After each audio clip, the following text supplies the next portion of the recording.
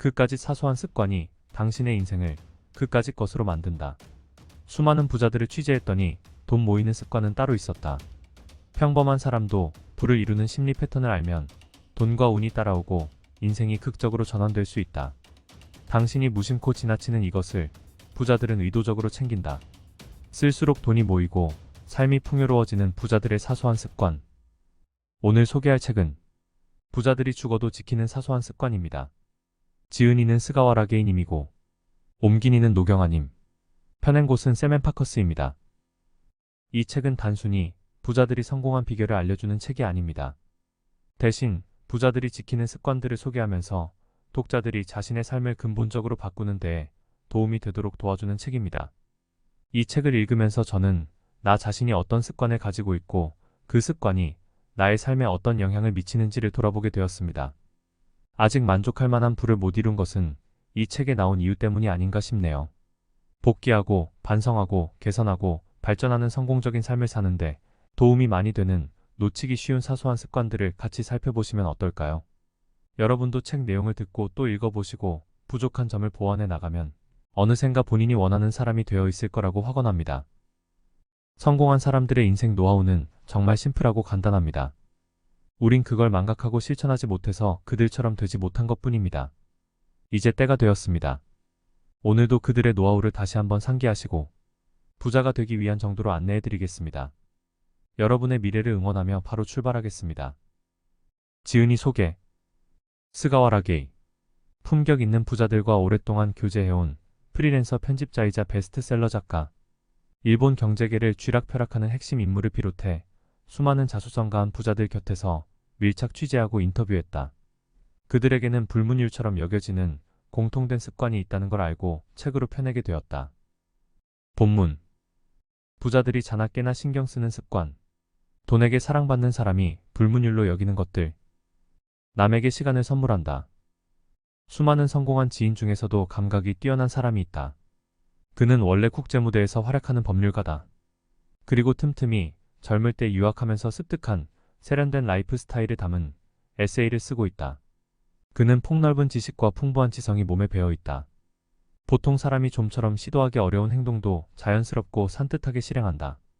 돈으로 살 수 없는 것을 선물한다.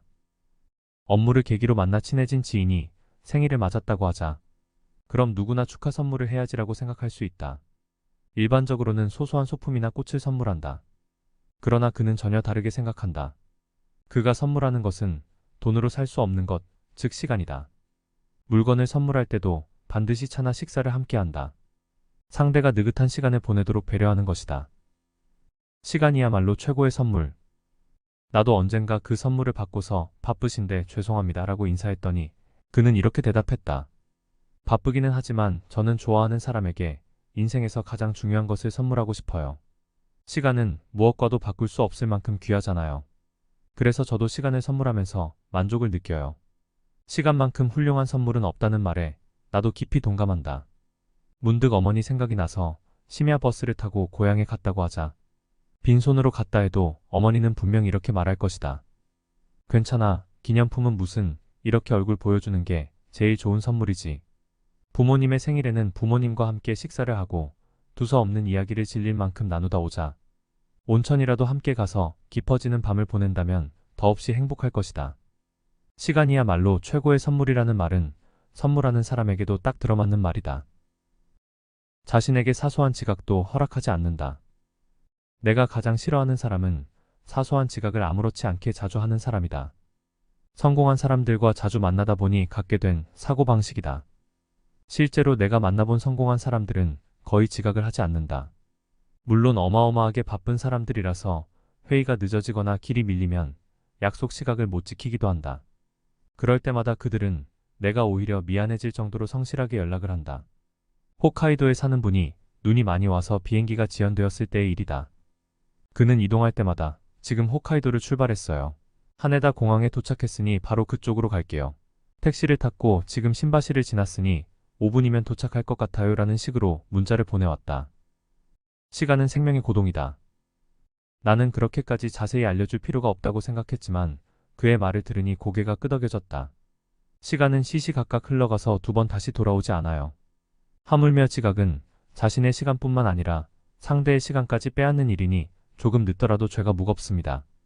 그처럼 나도 지각은 상대의 생명을 깎아먹는 일이라고 생각한다. 그러나 요즘에는 5분이나 10분 정도는 늦어도 괜찮다고 생각하는 사람이 많다. 약속 시각에 꽤나 늦었는데도 아무렇지 않은 얼굴로 나타나는 사람도 적지 않다. 아무리 미리 연락했다고 해도 약속한 시각을 지키지 않으면 엄연한 지각이다.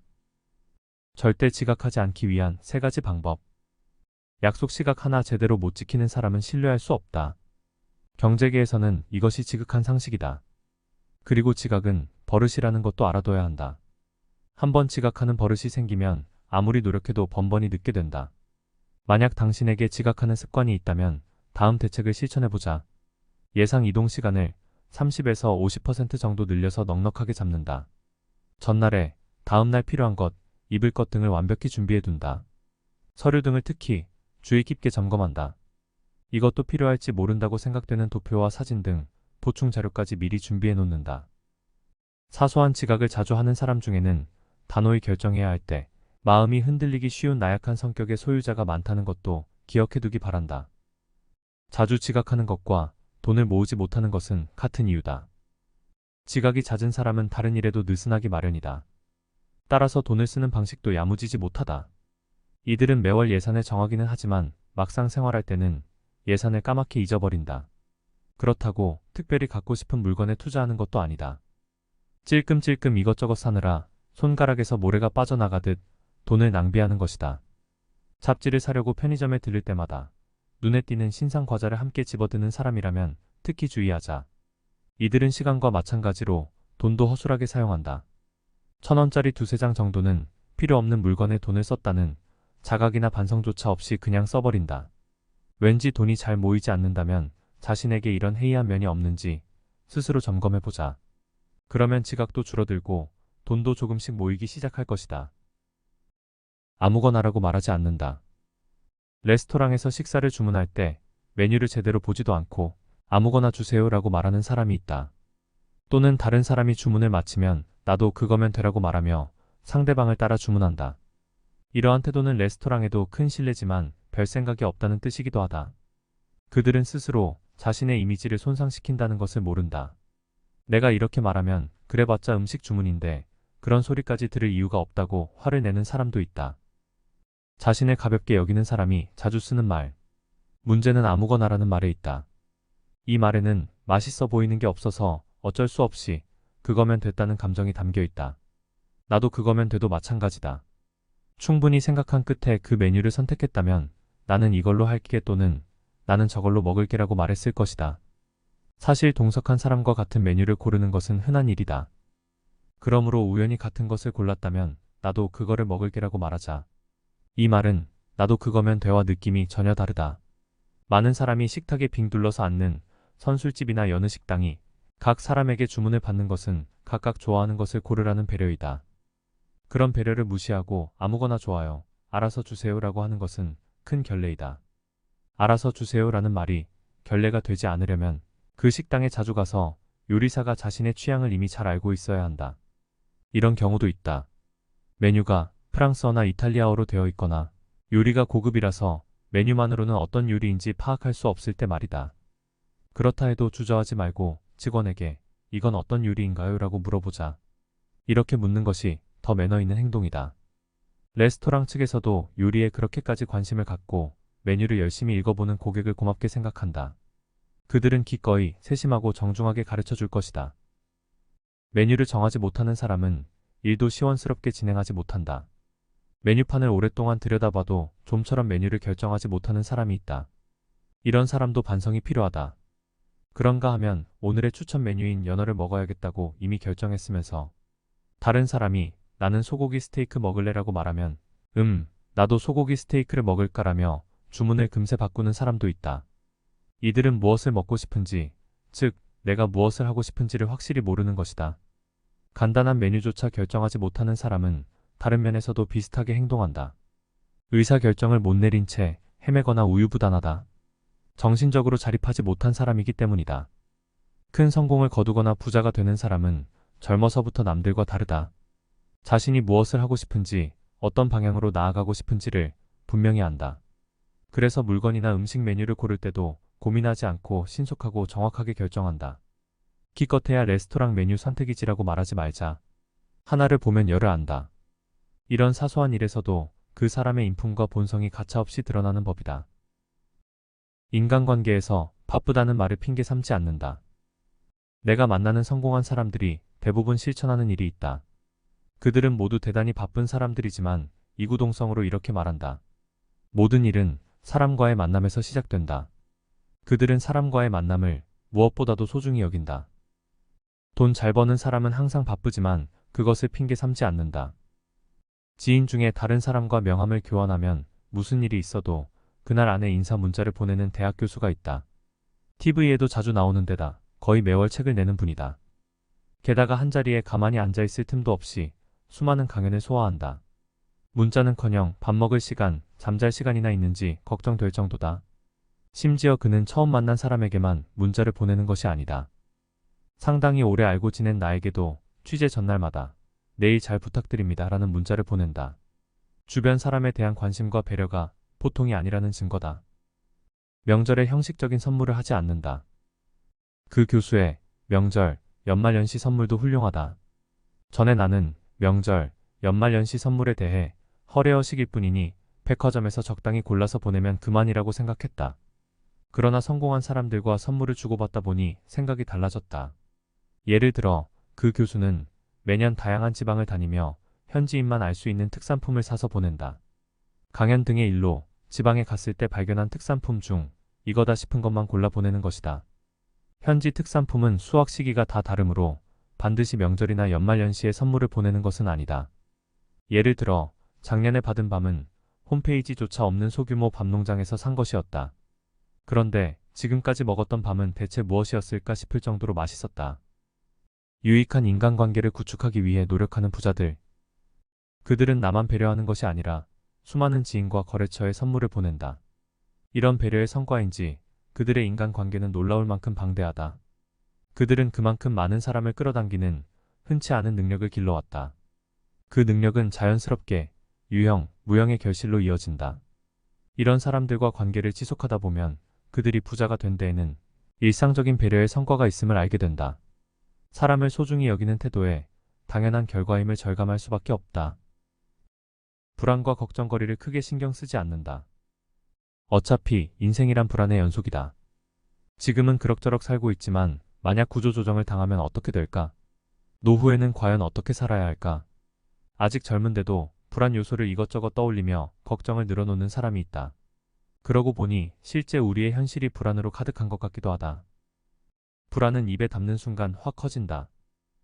불안을 입에 담으면 자신뿐만 아니라 주변 사람들까지 침울해진다. 불안과 고민은 입 밖으로 나오는 순간 2배로 크고 깊어지기 때문이다. 그 사실을 잘 아는 부자들은 기분이 침울해질 만한 이야기를 최대한 입 밖으로 꺼내지 않는다. 부자들은 대부분 사업을 하기에 몇백 명 혹은 그보다 더 많은 사람의 인생을 책임지고 있다. 그러니 불안의 크기가 셀러리맨보다 수십 배는 더 클 것이다. 한 사장에게 그런 불안을 어떻게 해결하느냐고 물었더니 그가 이렇게 대답했다. 불안이 느껴지면 머리를 흔들어 떨쳐버립니다. 고민한다고 해서 나아지는 문제는 별로 없으니까요. 내일만 생각하면 불안하지 않다. 셀러리맨 생활을 하다가 지금은 연봉이 몇십억 원인 프리랜서로 일하는 지인이 있다. 그는 도심 초고층 아파트의 펜트하우스에 산다. 그는 23세에 초대형 은행에 입사했지만 4년 만에 퇴사했다. 선배들의 모습과 자신이 원하는 미래상이 일치하지 않는다고 판단했기 때문이다. 은행을 그만두겠다고 말한 순간 부모는 물론 누구 하나 찬성하는 사람이 없었다. 찬성은 고사하고 무슨 바보 같은 소리야. 회사를 뛰쳐나가서 성공한 사람은 극소수에 불과해. 그냥 쉬면서 머리 좀 식히고 와라는 충고만 들었다. 그래도 그는 의지를 다지며 자신이 선택한 삶을 관철하기로 했다. 그래서 사표를 내고 평생 안정을 보장해줄 듯했던 조직을 떠났다. 불안할 때일수록 앞으로 전진하자. 그는 그 당시에 대해 이렇게 말했다. 은행을 그만둘 때 불안하지 않았다고 하면 거짓말이죠. 하지만 회사를 그만두기로 결심한 이상 오로지 내일만 보고 나아갔습니다. 먼 장래를 생각하면 불안하지만 이상하게 내일만 생각하면 그다지 불안하지 않거든요. 우리가 걱정하는 일의 90%는 실제로 일어나지 않는다고 한다. 불안해하며 고민할 만한 힘이 있다면 그 힘을 반걸음이든 한 걸음이든 앞으로 나아가는 데 쓰도록 하자. 성공한 사람들은 오로지 앞으로 나아가는 데 집중한 덕분에 풍요롭고 여유로운 현재를 손에 넣었다. 타인과 자신을 비교하지 않는다. 내가 경영자들과 일하는 것을 무척 좋아하는 이유가 또 하나 있다. 그들은 결코 열등감을 표출하거나 나 따위 가라며 자신을 부정하지 않는다. 성공한 사람들도 사실은 가지각색이다. 연매출 몇억 원의 회사를 경영하는 사람이 있는가 하면 1조 원 이상의 대기업으로 키워낸 사람도 있다. 그래도 그들은 결코 저 따위는 그분에 비하면 보잘것없는 사람입니다 라고 말하지 않는다. 그들은 나는 나, 남은 남이라고 생각하며 각자의 인생은 각자의 힘으로 승부해야 한다는 것을 잘 알고 있다. 신은 불공평하지만 원망한다고 달라지는 것은 없다. 세상에는 분명 나도 저랬다면 얼마나 좋을까 싶은 사람이 셀 수 없이 많다. 무엇이든 한번 듣기만 하면 외우는 사람도 있고 신이 이렇게나 완벽한 사람을 만들다니라고 감탄할 만큼 아름다운 용모를 갖춘 사람도 있다. 뛰어난 신체 능력을 타고난 사람, 번뜩이는 직감을 타고나 투자에서 손해를 거의 보지 않는 사람, 뽑기 운이 말도 안 되게 좋은 사람 등등 다양하다. 신은 의외로 불공평하다. 나도 젊을 때는 그렇게 투덜거리곤 했다. 그러나 주변 사람들을 곁눈질하며 그에 비해 나는이라고 불평한들 아무것도 달라지지 않는다. 내가 쓸 수 있는 것은 내 주머니 속의 돈뿐이다. 성공한 사람들은 자기 자신을 면밀히 관찰하고 분석한다. 그래서 자신이 부족하다는 결론이 나오더라도 거기서 발걸음을 멈추지 않는다. 오히려 자신의 좋은 점, 뛰어난 점에 주목해 그것을 어떻게 활용할지 궁리한다. 그들은 시선을 항상 앞으로 향하며 과거를 돌아보지 않는다. 앞으로 나는 어떻게 되고 싶은가 하는 미래상을 구체적으로 그린다. 그것과 지금의 자신을 비교하며 전진하려고 노력한다. 타인을 부러워하는 것은 불가능한 선물을 사달라며 조르는 것과 같은 것이다. 자신이 가진 장점을 더 발전시키려는 자세가 그보다 훨씬 큰 성과를 만든다. 어쨌든 내가 쓸 수 있는 것은 내 주머니 속의 돈뿐이다. 아무리 옆집에 돈이 많아도 그것은 내게 아무 의미도 없다. 자신의 힘을 원점 삼아 거기에서부터 자신을 더 크게 키워나가야 한다. 이러한 사고방식으로 사는 사람이 결국 성공하고 부자가 된다. 부자들이 절대로 하지 않는 사소한 습관. 첫 번째, 냉동고에 보냉제를 쌓아두는 것. 얼마 전에 보냉제가 쌓인 집에는 돈이 모이지 않는다는 기사를 보고 큰 흥미를 느꼈다. 나도 평소에 똑같은 생각을 했기 때문이다. 그러나 잘 읽어보니 기사의 주장은 내 생각과는 전혀 달랐다. 덧붙여 그 기사는 보냉제를 쌓아두는 사람은 백화점 지하 식품 매장에서 고급 디저트나 포장 음식을 살 때가 많다고 말했다. 이런 상품에는 보냉제가 반드시 딸려온다. 다시 말해 보냉제가 쌓인다라는 것은 비싼 물건을 쉽게 산다. 즉 돈이 모이지 않는다는 공식이 성립한다고 주장했다. 이 이야기도 일리가 있지만 내가 보냉제를 쌓아두지 말라고 경고하는 데는 다른 이유가 있다. 소모품을 쌓아두는 것은 필요량을 모르기 때문. 보냉제를 쌓아두는 사람은 보통 물건을 아까워하거나 잘 버리지 못하는 성격이다. 보냉제를 냉동고에 넣어두었다가 도시락을 싸거나 남에게 음식을 나누어 줄 때 활용하면 좋다고 생각한다. 그들도 보냉제가 당분간 쓸 만큼은 충분하다는 사실을 알고 있다. 그 이상은 여분임을 알면서도 원체 아까워하는 성격이라 버리지 못하는 것뿐이다. 인터넷에는 보냉제를 20개에서 30개쯤 모아두었다가 5,000원에 판매한 사례를 소개하면서 보냉제를 모아서 팔면 5,000원을 벌 수 있다고 말하는 사람도 있다. 그래도 나는 보냉제를 그렇게까지 쌓아서 5,000원을 벌기보다 10개 정도만 모으고 나머지는 깨끗이 버리는 쪽을 권한다. 백화점, 유명 브랜드의 종이봉투도 모으지 않는가? 백화점이나 유명 브랜드의 종이봉투를 모으는 사람도 많다. 고급 종이봉투는 디자인도 멋지고 소재도 튼튼해서 한번 쓰고 버리기 아까운 것이 사실이다. 모아두면 외출할 때 보조 가방으로 활용할 수 있고 남에게 무언가를 줄 때 재사용할 수도 있다. 재활용 쓰레기를 버릴 때 바구니처럼 쓴다는 사람도 있다. 그러나 이것도 정도의 문제지 대량으로 쌓아둘 필요는 없다. 당장 쓸 만큼만 남기고 나머지는 처분하는 분별력이 필요하다. 쌓아두는 행동과 쓸데없는 물건을 사는 행동은 이어져 있다. 쓸데없는 물건을 자주 사는 행동과 언젠가 쓸모가 있을지 모른다며 보냉제나 종이봉투를 필요 이상으로 쌓아두는 행동은 언뜻 반대되는 듯하지만 근본적으로 서로 이어져 있다. 실제로 보냉제를 쌓아두는 사람은 혼자 살면서도 커다란 냉장고를 사용한다. 게다가 그 냉장고는 언제나 가득 차 있을 가능성이 높다. 일상생활에 무엇이 얼마나 필요한지 모르고 자기 관리를 하지 못하는 것이다. 앞서 말한 두 가지 행동은 자신을 잘 제어하지 못하는 해픈 사람에게서 관찰되는 공통된 경향이다. 부자들이 절대로 하지 않는 사소한 습관. 두 번째, 공짜 볼펜이라고 소홀히 여기는 것. 나는 창업가나 경영자를 만날 일이 많다. 그들의 비즈니스 모델을 관찰하는 것도 좋아한다. 진심으로, 와, 대단해라고 느껴지는 비즈니스 모델을 접하면 나도 모르게 창업가를 존경하게 된다. 그 중에서도 내가 가장 매력적이라 느끼는 모델이 균일가 매장이다. 무엇보다 어떤 물건이든 정해진 가격에 팔겠다는 약속을 지켜나가는 자세가 존경스럽다. 30년간 무엇이든 1,000원을 관철해온 의지. 최대의 균일가 매장인 다이소를 예로 들어보자. 이 회사는 1970년대에 설립된 후 50년이 흐른 지금까지도 1,000원이라는 가격대를 잘 지키고 있다. 그동안 각종 경비가 올랐으니 전 상품 1,000원을 고수하는 데는 상상 이상의 노력이 필요할 것이다. 게다가 매장을 보면 상품의 품질을 향상시키기 위해 노력했음을 짐작할 수 있다. 1,000원대 상품이라도 품질이 좋은 물건이 많기 때문이다. 1,000원에 팔려고 얼마나 노력했을까를 생각하면 감격스러워진다. 상품 기획 능력 역시 대단하다. 매장에 들을 때마다 이런 물건도 있네 하며 놀랄만한 아이디어 상품이 새롭게 등장해 있다. 균일가 매장이 계속 성장하는 비결은 저렴함보다 이런 물건을 1,000원에 판다는 놀라움에 있지 않을까? 우리는 균일가 매장 덕분에 다양한 상품을 만나는 즐거움을 누리게 되었다. 게다가 가격이 1,000원이니 무엇이든 가볍게 사서 편하게 쓸 수 있다. 매장에 가득한 작은 기쁨이 고객을 끌어당긴다. 이처럼 균일가 매장에 심취해 있는 나지만 한편으로는 균일가 매장 등장 전과 균일가 매장 등장 후의 우리 생활이 크게 달라졌음을 실감한다. 게다가 그 변화가 긍정적이지만은 않다는 것이 문제다. 물건을 아끼지 않게 되었다. 균일가 매장이 생긴 후 가장 나쁜 변화는 물건을 아끼지 않게 된 것이다. 특히 문구류는 그런 경향이 강하다. 요즘은 어느 집, 어느 사무실에 가도 책상 위에 볼펜이 몇 자루씩 굴러다닌다.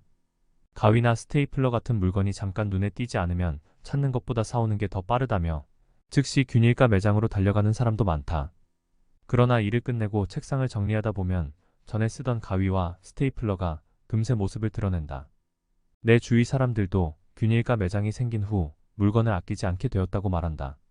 문득 됐어, 또 사오면 되지라는 말이 입버릇이 되지 않았는지 잠시 되돌아보게 된다. 균일가 매장은 계획한 물건만으로 끝나지 않는 개미지옥. 균일가 매장에 들르는 목적은 기껏해야 접착제를 사거나 빨간 볼펜을 사는 것이다. 그런데도 매장을 돌아다녀 보면 이거 괜찮네 싶은 물건이 끊임없이 눈길을 끈다. 그럴 때 바구니가 있으면 물건을 바로 바구니에 넣게 되고 어느새 계산대 앞에 가 있다. 매장을 돌다 보면 어느새 바구니가 가득 찬다. 2017년도 잡지 스테디의 조사에 따르면 균일가 매장의 평균 구매 금액은 약 7,200원이다. 공교롭게도 편의점의 평균 구매 금액과 비슷하다. 물건을 찾는 것보다 1,000원짜리 하나 사오는 게 빠르다고 생각하기 쉽지만 실제로 우리는 1,000원이 아니라 7,000원을 쓰고 있는 것이다. 그래서 나는 요즘 균일가 매장에 가면 아예 바구니를 들고 다니지 않는다. 앞으로는 꼭 필요한 물건만 사서 아껴 쓸 수 있는 마음의 제동을 걸어보자. 부자들이 절대로 하지 않는 사소한 습관. 세 번째, 월정액 요금제에 둔감한 것. 자기 관리를 제대로 하지 못하는 사람, 씀씀이가 해픈 사람은 부자가 되지 못한다. 이것은 데이터로도 증명된 사실이다. 현금 인출기의 시간 외 수수료도 마찬가지다. 이런 사람들은 평일 낮에 영업점에서 인출하면 수수료가 들지 않는데도 휴일이나 야간 혹은 편의점에서 현금을 인출한다. 게다가 이들은 주로 몇만 원 정도의 소액을 인출할 때가 많다. 케이블 TV는 또 어떨까? 가입 요금이라고 해봐야 몇만 원 정도니 별 문제가 안 될지도 모른다. 그러나 요금만큼 케이블 TV를 자주 보는 사람은 그리 많지 않다. 내 경험에 따르면 계약 직후에만 자주 보게 된다. 이들은 시간이 지날수록 케이블 TV를 거의 보지 않는데도 해약하지 않는다. 케이블 TV 요금은 푼돈이라며 그냥 지나치기 때문이다. 보험은 위험 대비책으로 반드시 필요할까? 예전에 친구 몇 명이 암에 걸렸을 때 나도 입원 보험과 암보험에 가입한 적이 있다. 월 납입금은 둘 다 10만 원 정도였다. 그래도 건강 빼면 시체인 사람이라서 11년 동안 병원 신세를 지지 않고 살았다. 그러던 어느 날 퇴근하던 중에 갑자기 넘어져 오른팔 뼈 세 군데가 부러졌다. 그래서 전신 마취로 수술하고 일주일간 입원했다. 그 일로 보험금을 50만 원쯤 받았다. 진단서 등 각종 서류를 떼는데 추가 비용이 몇만 원 들었으니 실제로는 40만 원 정도 받은 셈이다. 상당히 큰 부상을 입었는데도 11년간 매월 약 20만 원씩 총 2,700만 원이나 낸 대가로 겨우 40만 원을 돌려받은 것이다. 내가 운이 나쁘게도 부상에 대한 보상금이 적은 보험을 들어서였을까? 그렇다기보다는 보험이 질병 위주로 설계되기 때문이다. 원래 보험은 만에 하나 일어날지 모르는 불의의 사태에 대비하기 위한 안전장치이다. 즉, 보험료를 많이 받으려면 불행한 일이 일어나야 한다. 어쩌면 내가 11년간 손해를 본 것이 오히려 기쁜 일인지도 모른다. 나는 이번 일을 계기로 손익감정은 필요할 것 같다는 생각이 들었다. 길을 가다 눈에 띄는 보험 상담실에 들어갔고 상담을 요청했다. 창구 직원은 내 이야기를 듣더니 단박에 이렇게 말했다. 당장의 입원비를 지불할 만한 돈이 있으면 보험은 필요 없습니다. 그 후 나는 재해보험, 자동차 보험을 제외한 모든 보험을 해약하고 다시는 보험에 가입하지 않았다. 생활에 구멍이 나 있지 않은가? 물론 보험 자체를 부정하는 것은 아니다. 아이를 키우고 있다면 집안의 생계를 책임지는 사람이 생명보험에 들어야 한다. 내 이야기는 보험도 때때로 점검하여 보험료와 보상액을 따져보고 설계를 다시 하는 등의 꼼꼼한 관리가 필요하다는 것이다. 나도 한편으로는 푼돈을 아끼면서 다른 한편으로는 월 불필요한 보험료를 내는 구멍 뚫린 생활을 10년 이상 계속했다. 특히 매월 자동이체로 납입금이 빠져나가는 상품은 더욱 신중하게 관리해야 한다. 부자들이 절대로 하지 않는 사소한 습관. 네 번째, 집에 들어가자마자 TV를 켜는 것. 요즘 젊은이들은 예전처럼 TV를 많이 보지 않는다. TV를 거의 보지 않는다고 하더라도 아예 TV를 없앨 자신은 없을 것이다. 이건 꼭 봐야겠다 싶은 프로그램만 골라서 보는 사람이 얼마나 될까? 오히려 대부분이 집에 있는 동안 별 생각 없이 TV를 틀어놓는다. 혼자 사는 사람이라면 집에 들어오자마자 습관처럼 켜는 경우가 많다. TV와 게임은 시간 도둑. 혼자 사는 사람들은 열심히 일하고 집에 들어와도 기다리는 사람이 없어서 마음이 쓸쓸하다. 그럴 때 TV에서 사람의 목소리가 들리면 마음이 좀 편안해진다. 그것도 나쁘지만은 않으나 문제는 그 다음이다. 무엇을 보든 대체로 TV 프로그램은 재미있기 때문에 별 생각 없이 계속 보게 된다. 그러다 문득 정신을 차리면 30분, 1시간이 훌쩍 지나가 있다. 그 탓에 저녁에 무언가를 하려던 결심은 수포로 돌아간다. 업무만이 아니다. TV에 시간을 빼앗겨서 친구에게 연락하는 것, 빨래하거나 쓰레기를 버리는 등의 일을 쉽게 뒤로 미룬다. TV 옆에 게임기를 두었는가? TV 게임이나 스마트폰 게임에 빠져서 잠자는 것도 있고 즐기다 보면 다음날 아침을 망친다. TV 게임이나 스마트폰 게임에 빠져서 잠자는 것도 있고 즐기다 보면 다음날 아침을 망친다. 당신도 그런 경험이 있지 않은가? 보고 싶은 프로그램은 전부 녹화해서 본다. 느슨한 성격은 금전 관리에서도 그대로 나타난다. 그래서 매월 아슬아슬하게 통장에 구멍을 메우는 생활이 계속되어도 할 말이 없다. 나는 TV를 실시간으로 보지 않는다. 대신 미리 프로그램 편성표를 보고 재미있어 보이는 프로그램만 골라 예약 녹화를 한다. 그리고 편한 시간에 녹화한 것을 본다. 시시한 프로그램은 그냥 삭제하기도 하고 광고는 보지 않고 넘긴다. 이렇게 하면 시청 시간을 꽤 단축할 수 있다. 사실 다른 면에서는 나도 해픈 습관을 좀처럼 고치지 못하고 있다. 하지만 예약 녹화를 하면서부터 TV에 관해서만큼은 관리가 되는 셈이다. 나는 이 방법을 꼭 추천하고 싶다.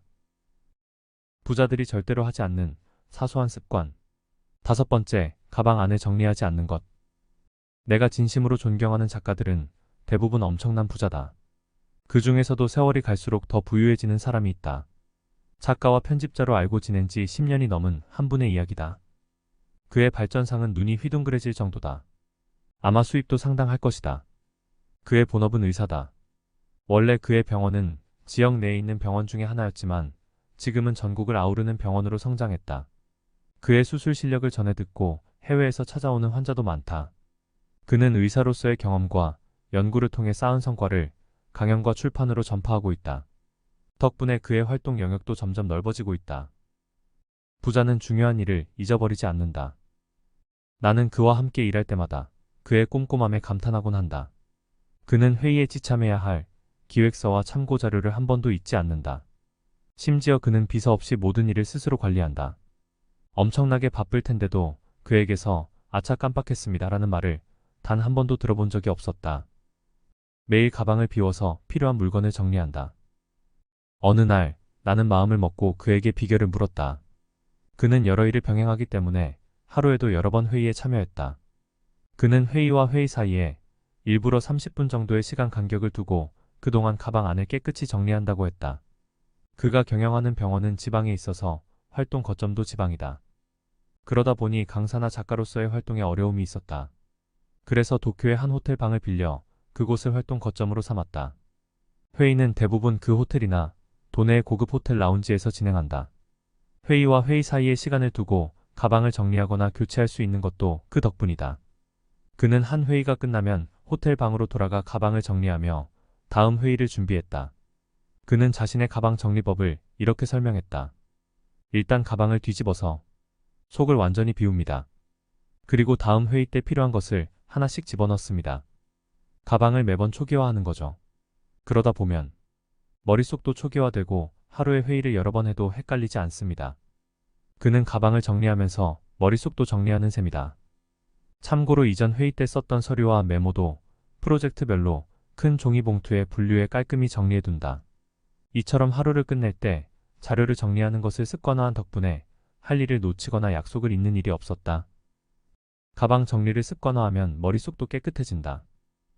그처럼 나도 날마다 가방을 완전히 비우고 정리하기 시작했다. 덕분에 가방 속에는 그날 필요한 물건만 채우게 되었다.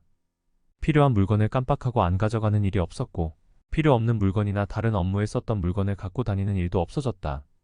게다가 가방이 초기화될 때 머릿속도 깔끔히 정리되어 다음 일에 대한 발상도 원활해졌다.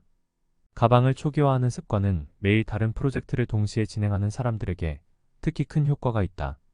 매일 같은 일을 하는 직장인도 하루하루 처리하는 일이 조금씩 달라지니 적용해봐도 좋을 것이다. 어쨌든 가방 정리를 습관화하라고 권하고 싶다. 무엇이 얼마나 깔끔해지는지 한번 체험해보기 바란다. 부자들이 절대로 하지 않는 사소한 습관.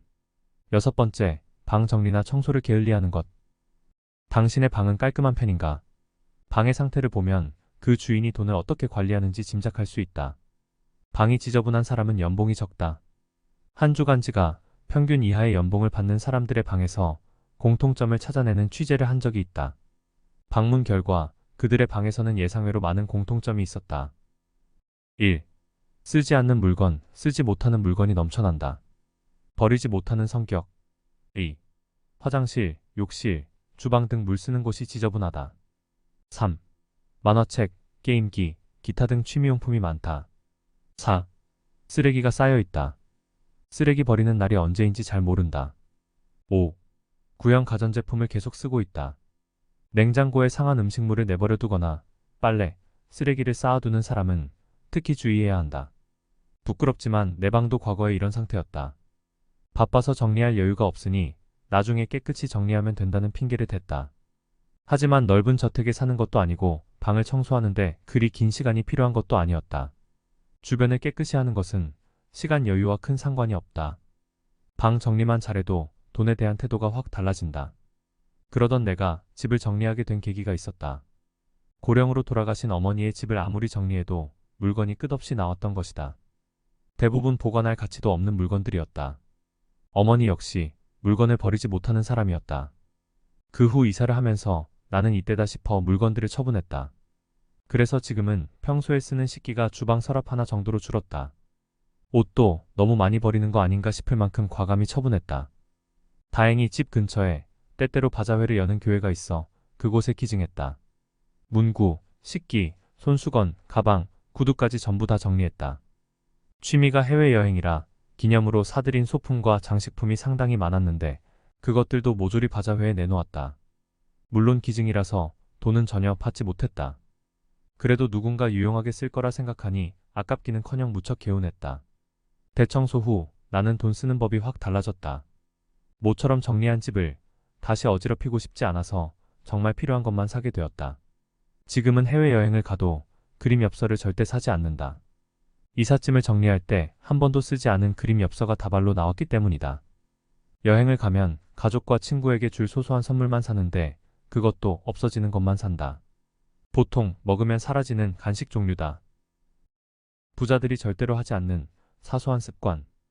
7번째, 사소한 매너를 지키지 않는 것. 골프를 제대로 즐기려면 해외 골프장에 가는 게 낫다고 생각하는 사람이 많다.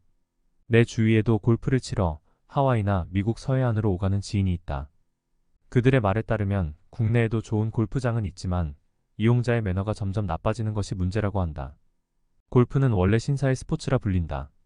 점수를 매기는 것은 물론 공이 깊은 풀숲에 빠졌을 때 손으로 건드리지 않는 것까지 모두 플레이어의 책임이다. 골프 외에는 이런 스포츠가 거의 없다. 자연스럽고 품위 있게 행동하는가? 골프가 대중화됨에 따라 매너를 지키지 않는 사람이 늘어나고 있다. 반면에 돈이 따라다니는 사람들은 행동에 품위가 있고 매너도 잘 지킨다. 돈과 인연이 없는 사람은 매너나 규칙을 무시하고도 태어나다. 심지어 남이 보지 않을 때는 규칙을 어겨도 괜찮다고 생각한다. 골프의 신사다움의 매력을 느끼는 사람들은 일본의 골프장이 대중화되면서 플레이의 공정성을 잃었다고 말한다. 이것은 무언가 깊이 생각하게 만드는 이야기다. 매너와 돈에는 상관관계가 있다. 풍족한 사람일수록 매너를 잘 지키고 품위 있게 행동하는 사례는 쉽게 찾아볼 수 있다. 자동차 운전도 그 중 하나다. 운전을 잘하지 못하는 나에게 되도록 고급차 뒤에 붙어 따라가라고 충고한 사람이 있었다. 고급차를 타는 사람은 운전도 신중하고 안전하게 한다는 것이다. 가난하면 둔해진다는 말이 있듯이 돈에 얽매여 살면 마음도 거칠어지기 쉽다. 나는 유감스럽게도 부자로 불릴 만큼 풍족한 사람은 아니다. 그래도 가끔은 고급 레스토랑에서 식사를 하거나 오페라 공연을 관람한다. 물론 맛이나 분위기, 공연 자체를 즐기는 것이 목적이지만 그곳에 모인 사람들의 품격 있는 행동을 관찰하고 접하는 것이 즐겁기 때문이다. 그런 태도를 조금이라도 배우고 싶다. 풍족하게 살기를 바란다면 우선 그런 사람들의 행동을 따라 해보는 게 어떨까? 돈 한 푼 들지 않는 방법이니 지금 바로 실천해보자. 오늘 준비한 내용은 여기까지입니다. 여러분은 오늘 내용을 보고 어떤 생각이 드셨나요?